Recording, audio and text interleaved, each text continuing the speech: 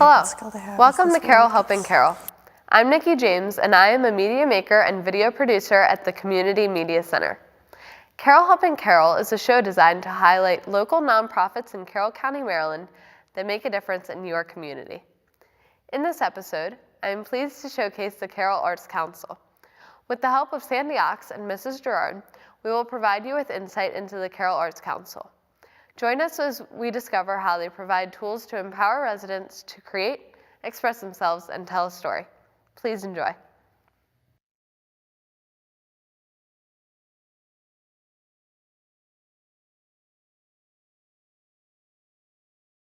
Hi, I'm here with Miss Sandy Oxx, and I'm Nicole James. So Miss Oxx, what do you do for the Arts Council? Well, my title is Executive Director, which kind of means I do a little bit of everything.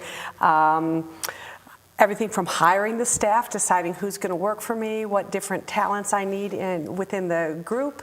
I get to choose programs, and since we are such a multifaceted place, I get to be involved in everything from music to film to drama to classes and camps. So that's the fun part about it.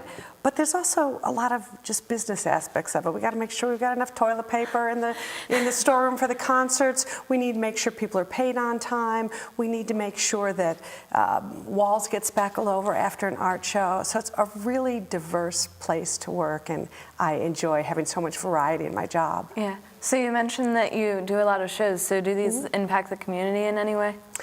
I certainly hope so.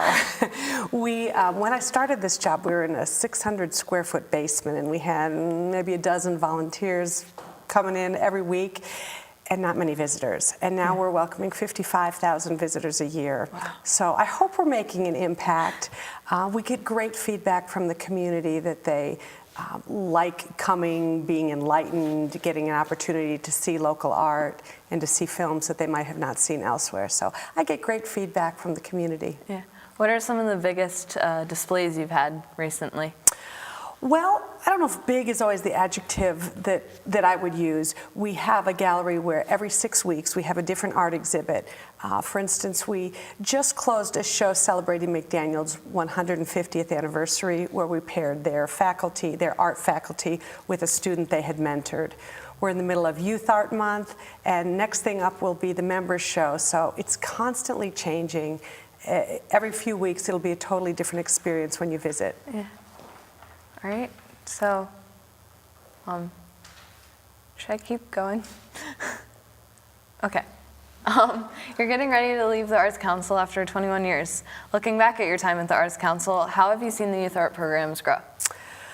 Well, I am delighted that just about everything has grown in the past 20 years, but youth programs have always been really important to me, because it was certainly, when I was 8 or 9 that I got involved in the arts, never thinking it would become my career. When I started the job, really the only youth programs we had were a summer camp.